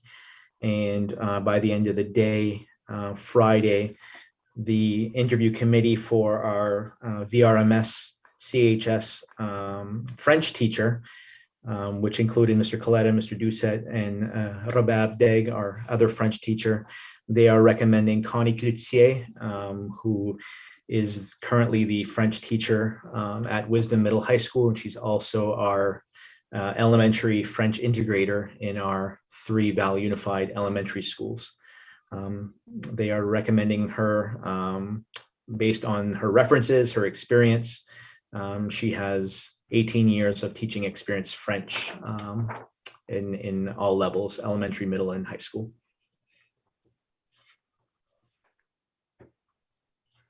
We have a motion. So moved. Moved by Sarah, Second. second by Abby. Any discussion? Ms. Lozier, how do you vote? Yes. Mr. Jandro? Approve. Mrs. Ashley, Yes. and Ms. Fuller. Yes. Motion passes. Item 2, FKES EdTech. Just do want to mention, based on the previous item, we were very lucky to have a French teacher of that caliber in such a short amount of time. So kudos to Mr. Coletta and the interview committee for getting that going. And although it's very, very difficult to see Ms. Guimont leaving, we're pleasantly surprised that we have a very qualified candidate to take over. Moving on to the Fort Kent Elementary educational technicians, I do have 2 recommendations for you. Again, the interviews for these occurred late last week. The first recommendation is for Michelle Gendreau, who will serve as a special education one-on-one at Fort Kent Elementary School. Michelle has been substituting at FKES for a while now. Prior to that, she was a medical receptionist for 13 years. She's reported as being having a great year and being a good fit at Fort Kent Elementary School. So the first recommendation is for Michelle Gendreau. So moved. Second. Motion made by Sarah, seconded by Abby. Any discussion? Seeing none. Mr. Gendreau, are you in favor? Yes. Ms. Fuller, Yes. Ms. Lozier, Yes. Mrs. Ashley. Yes. All in favor, motion approved. The second recommendation is for Chelsea Dion. Chelsea was working for us in previous years. She left this November to take a position at ACAP, and immediately after taking the position, wanted to come back to Fort Kent Elementary. So we're pleased to offer her that chance to come back as a special ed one-on-one at Fort Kent Elementary School.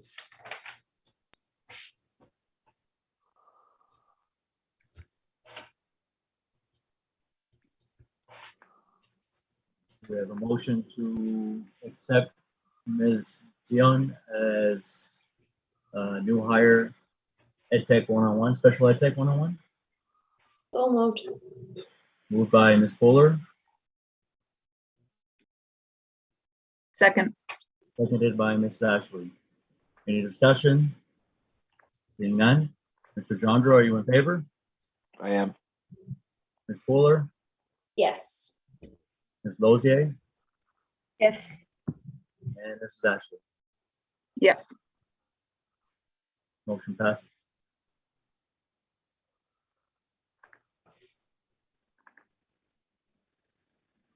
Mr. Sarah, we have VRMS CHS Assistant Theater Coach, is that correct? And as I mentioned, this was something that was added to the to one of the schedules in the contract.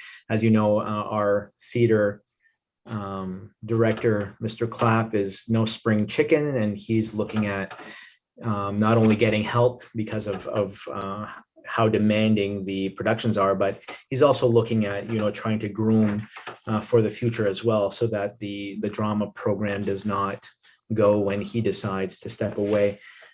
Although I don't feel like he'll ever step away, but that is part of the plan. So they are recommending, and this is the hiring committee, Mr. Coletta, Mr. Doucette, and Mr. Clapp are recommending Justin Taggett for the assistant theater coach.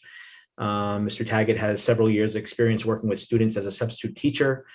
He is substitute teaching almost every day here at CHS. And has experience as well with Fort Kent Channel 4 and their crew as an audiovisual individual. So they are recommending Justin Taggett for this position.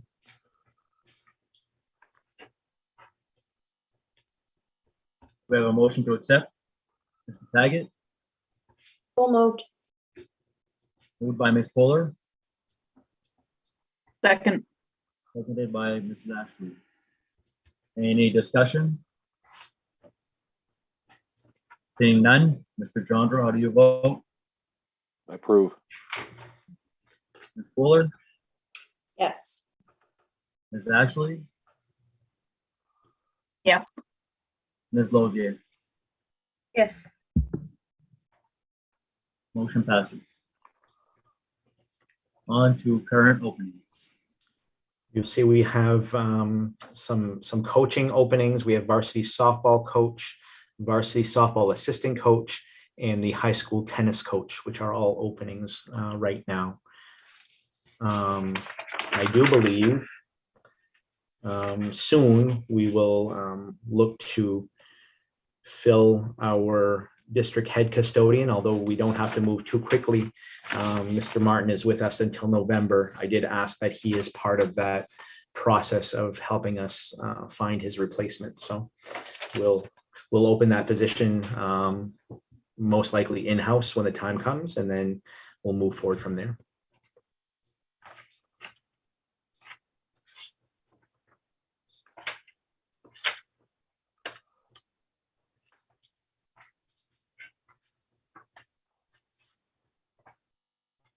That's all we have for current openings, Mr. Chairman. Okay, moving on to the 2022, 2023 school calendar approval. This is the draft of next school year's calendar. It looks very similar to this school year. What we do is we survey the staff every November and then send out follow-up surveys if things are unclear. So what this draft represents is the majority of staff's thoughts and opinions based on, when they want to start the school year, when they look to end the school year, when they would like to have, if they would like to have early releases, if so, when are the best times during the week or during the month to have them.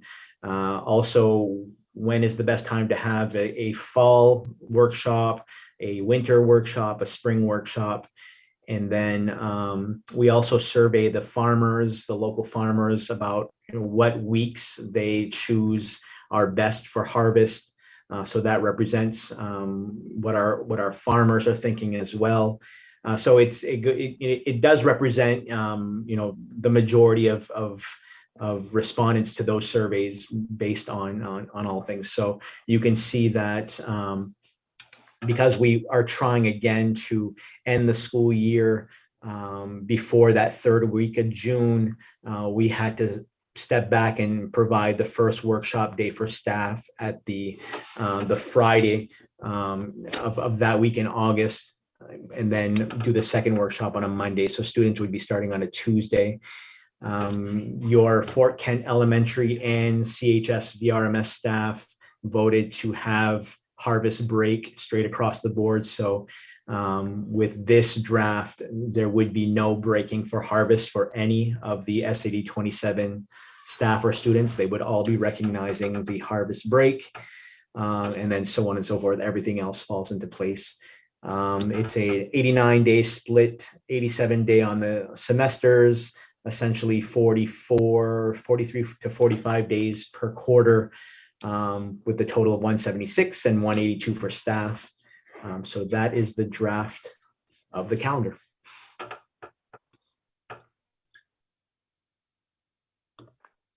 Any questions?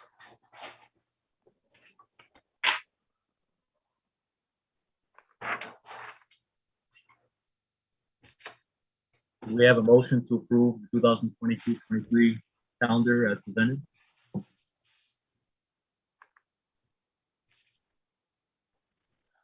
So moved. Second. Moved by Toby. Who had the second? Sarah did. Sarah? Very good. Maybe Any further? it was Isabel. I'm sorry, I heard Sarah. Isabel seconded that motion to the calendar. Any discussion? Any questions for Ben? Seeing none. Let's start with Mrs. Ashley. Do you approve? Yes. Mr. Jandro, Yes. Ms. Fuller, Yes.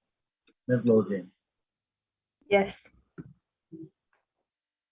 Motion passes.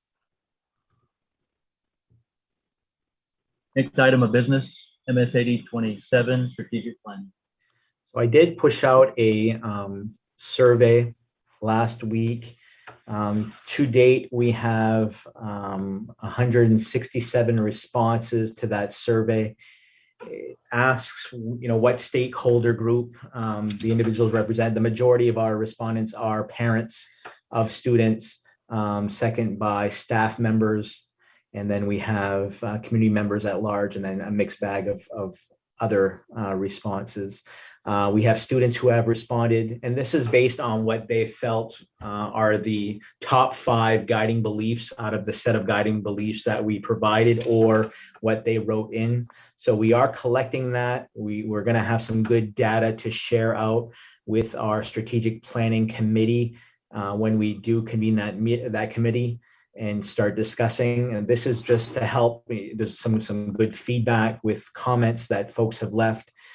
So we'll have a lot to get started with our conversations based around those guiding beliefs. And those essentially are just statements such as, we believe in creating a culture of innovation, redesigning the learning experience. We believe in educating the whole child. We believe in community collaboration. So you can see a whole set of things that we essentially aspire to do, and some we do better than others, but we're trying to gauge what is most important out of those. There are some respondents that have left others, so we can look at those as well. But I did want the board to know that we are gathering that feedback.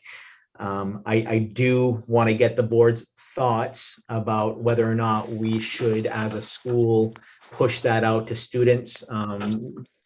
Usually I don't do that unless we want to ensure that we get student feedback. There are some students who have seen this on social media and have responded to it, but not large numbers of students. So I did want to get your thoughts about pushing that out, having Mr. Coletta, Mr. Doucette, and possibly even at the elementary level, pushing maybe a memo out to parents so that they can go respond on their students' behalf as well. The parents can. So I just wanted your thoughts on that. Or some other ways to get this out so we get more data.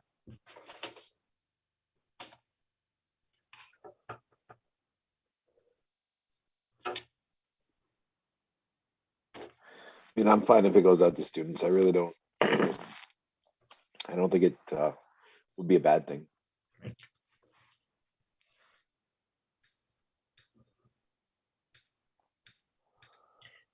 One thing that we've done too before is we've had some group discussions with students. So we bring in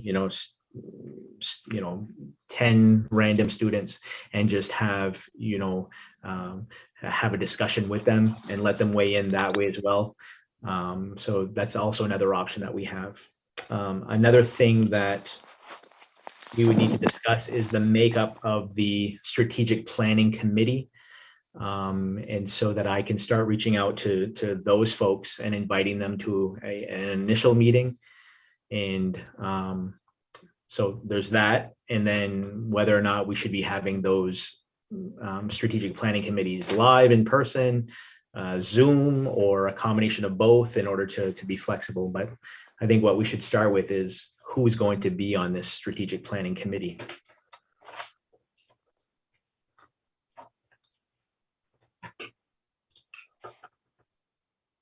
Ben, I think you've thrown out or presented some options, probably based on previous experience. Could you just kind of start with that as a baseline and maybe add to it? You have that data available. Maybe what we could do is, we don't have to vote on it. So maybe what we can do is just kick some ideas around, like in an email thread. Okay. I'd like to see more community involvement. I found the list to be school heavy. And there's nothing wrong with having folks from the school there. I think, but it'd be good to have some shareholders from the community. Maybe go to some new wells, ones that we haven't tapped before. You know, it feels like we often end up with the same crew, whatever the problem is, and it'd be nice to see us spread out a little bit. That was the reason for my suggestion that we might want to kick it around. So I'd be really interested to hear, like, if we just put something out to the board members via email, like, who do you think would be good shareholders? Like, what positions, what folks in the community do we think we want to see? I think that would be helpful to give me some idea.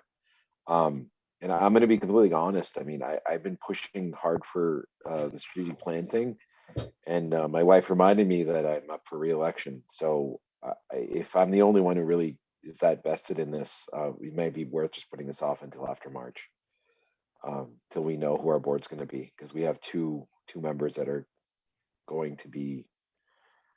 up for re-election right now. So I think we may see some change. We may not. I don't know. But maybe we can just kick it around online, bounce some ideas of who we think would be good members, either generally or specific, and see what we come up with. And maybe take a vote on it next time we meet. What do you think of that? I mean, I think in the past we've had, you know, our normal community stakeholders, such as some of the large business owners, and small business owners, someone from the university, the hospital.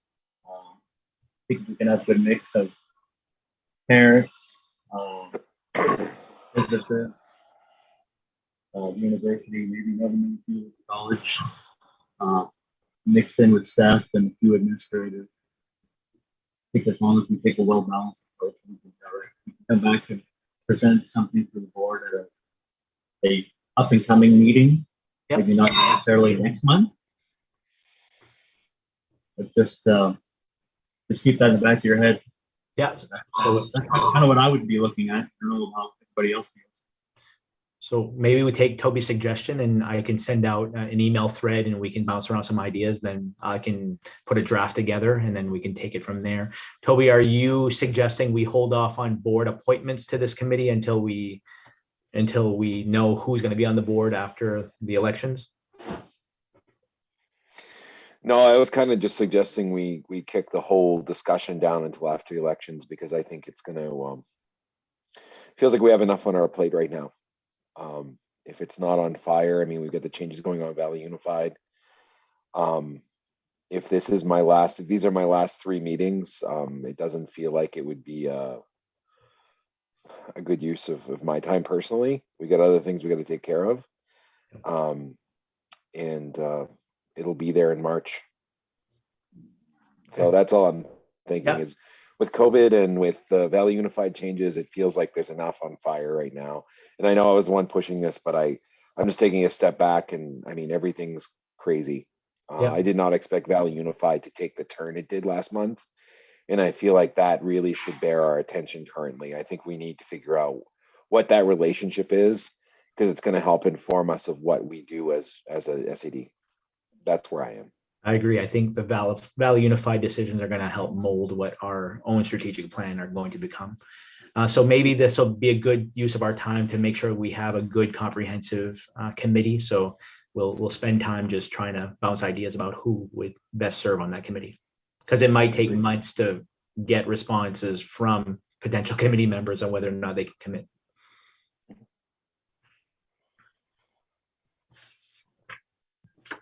Absolutely agree. Valley Unified is going to take up enough of our time, and once we kind of get settled into where we're going with that, then we'll be able to focus more on our local strategic plan. I think the next item of business is the item B, appropriation of additional state funding. That's correct. And I'm going to put something on my screen. And Lucy, I hope I'm not putting you on the spot to explain what we're looking at. Nope. As part of the budget process last year for the 21-22 budget year, the state had initially issued an ED 279 in January. And then as we were pretty much set to go to the budget in May or June. They announced that there was additional state funding, yet it wasn't finalized until July. So by then we already had a budget. What we had put in our warrants was the Article 17 that you see on Ben's screen, which basically says, gives the board the authority to create a reserve account and or reduce local tax assessment in the event that we received additional state funding. So we did receive additional state funds. We received an extra $236,202.67. So at this point, the Department of Education wants the board to actually put numbers to what they decide to do with this article. So do they want to put all or a portion of it to a reserve account, all or a portion of it to reduce taxes, or one or the other? So at this point, that's what we need. And then if you decide to reduce state taxes, or not the tax assessments to the towns, in which year would you want to do it? Right now, I would suggest we're well into the 21-22 school year. The towns have pretty much all allocated their taxes anyways. So I would recommend that we tackle it for the 22-23 school year, budget year, if that's the case. But we have to get a number of, to basically divvy up that 236,000.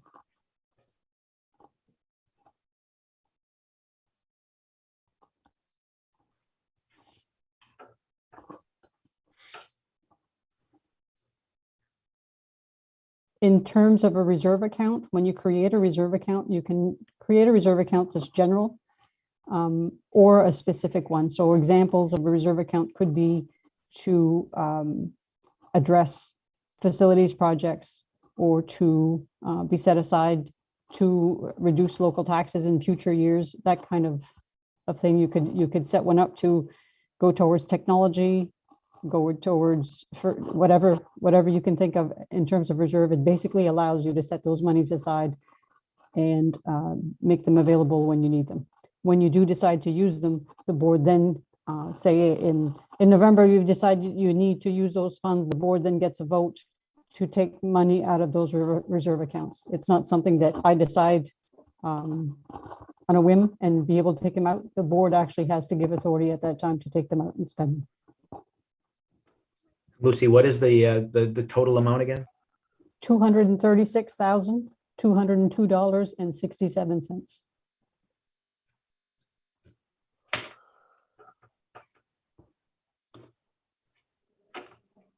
So what does the board think about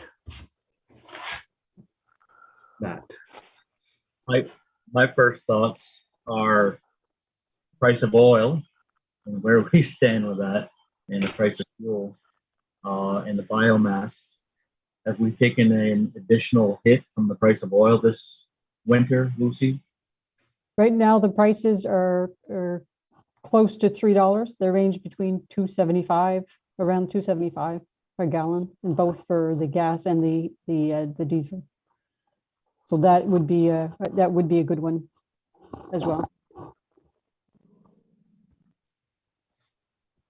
I know in the past, I think this has only happened maybe once in my previous 10, 11 years now, where we've had additional monies that I can remember. I think we've in the past allocated 50% to go back to the towns and 50% towards education. But just my opinion, I feel like I'd like to hear what everybody else has to say first, but I think this is a good amount to allocate towards next year's, I don't know, necessarily allocated towards next year's budget, or to send it back to the town for next year. What does everybody else think? I would agree with you, Keith. I think that makes no sense with all the unknowns as well that are going on this year and could be next year. I agree with you as well. Obi, what are your thoughts? Just not, what were you suggesting we do? Well, I mean, we're well into this school year, and I think allocating the extra funds towards next year's budget, or offsetting or local assessments, however you want to word that, I think that would be appropriate. Just rolling that it all one. into next year and we decide what we're gonna do with it next year. Well, basically using it to offset the local contribution. Oh, 100% of it. That was my thought. Since we're already halfway through this school year.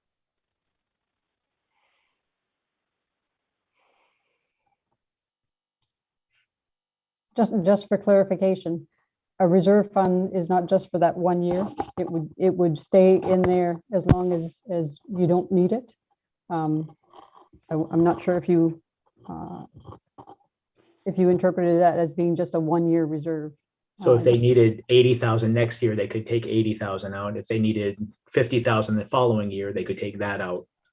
Is that what you mean, Lucy? Yeah. Yes, if you establish a reserve fund of 100,000 and then in 1 year you need 40,000, the 60,000 carries forward. It just keeps, it stays in the reserve. It's basically a savings account or CD that you set aside and set aside for emergency purposes. If you don't use it, the full 100,000 would stay in that reserve until you need it. That was just a clarification.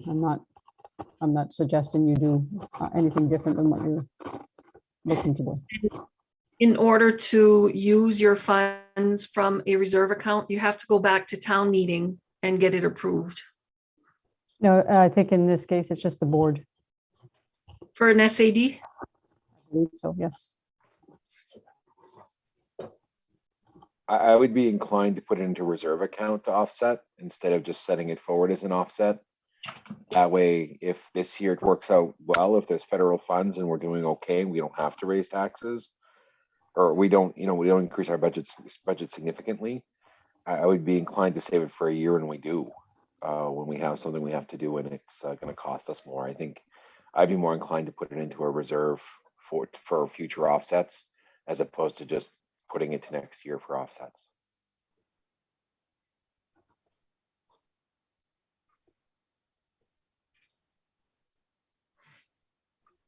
Again, this article gives you the opportunity to do one or both. You can choose a combination.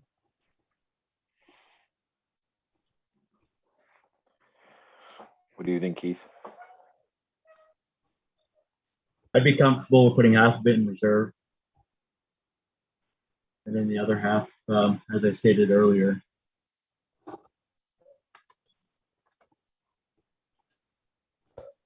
offsetting taxes, I think, is important.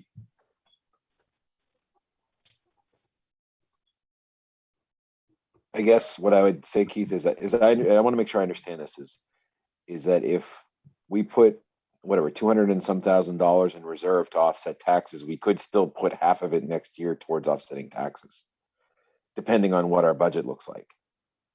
Whereas if we offset the taxes with half of it, then we're stuck with that regardless of what happens, whatever funding sources we may have this in the next year. So that's why I'm suggesting putting it into a reserve for offsetting taxes. That way we can play it by ear once we know what our financial situation looks like next year, instead of putting it forward not knowing what's coming next year. That's the only reason. I'm not trying to be difficult, but I think it makes more sense to put it somewhere we can use it for that purpose, but when we need it, not necessarily automatically. You also have the option of creating 2 or more separate reserve accounts. You can create one with one purpose, or you can create several with different purposes and different amounts.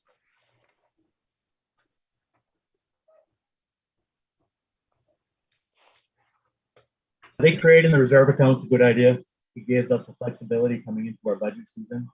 If I understand that correctly, Lucy. Yes. It doesn't lock us into anything. Nope. At the moment. The only thing that locks you in is if you create a reserve account for a specific purpose. And then say you created a reserve account specifically to deal with the heating, the changes in heating prices. And then you determined at budget time that, oh, gee, we really need this to reduce taxes. You would not be able to withdraw it from the reserve for heating purposes and use it to reduce taxes. But if we put it in a general reserve, we'd be able to use it for whatever was needed at the time. That's correct, yes.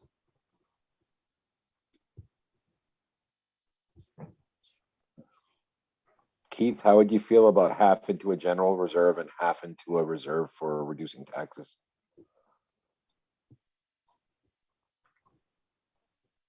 I would be okay with that. You want to go ahead and make the motion? Move half of it into a general reserve and half it into a reserve.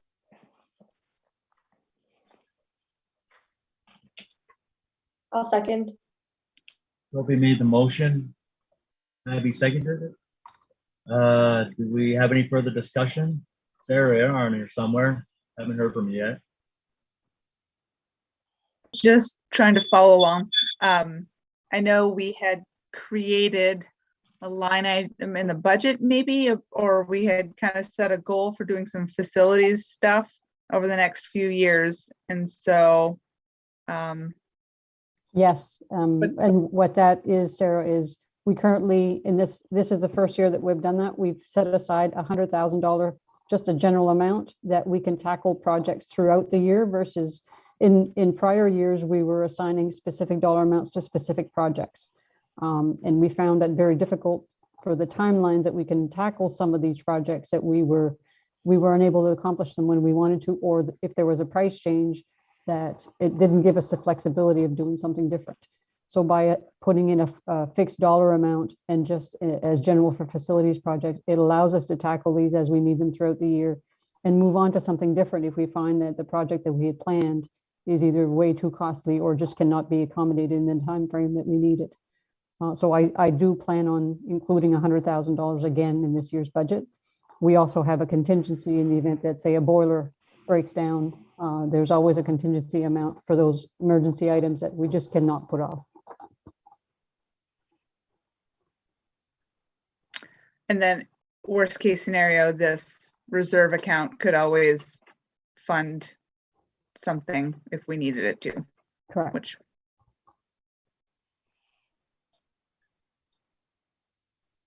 I like it. Anybody else have anything to add? Isabel? No, I'm just kind of following along, trying to process everything. Very good. I don't think we have any further discussion. Yeah, just as a note, once we establish a reserve account, every year we can choose to add some. Once we get to the end of towards the end of the school year with the carry forward amounts, you can always choose to add some to the reserve accounts once they've created. So that's always a good thing. Very good. Ms. Lozay, how do you vote?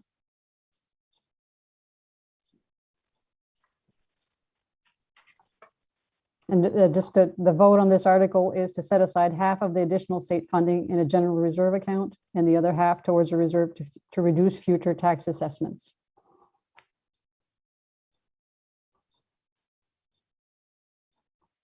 I believe Toby made the motion. Is that correct? Did we have a Correct. motion? Yes, yep. Okay, very Toby good. and Abby, yep. Okay, Ms. Lozay, do we have your approval? Yes. Ms. Fuller? Yep. Mrs. Ashley? Yes. Mr. Toby Jondro? Yes. All in favor, motion approved. Thank you.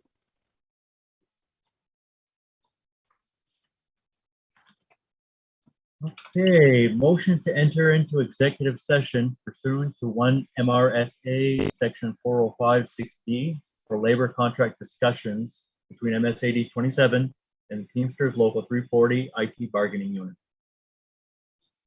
we have a second? Second. Abigail seconded. Toby, you in favor? Entering into executive session?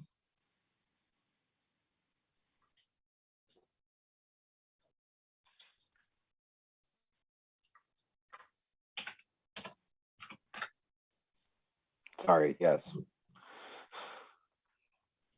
Ms. Fuller? Yes.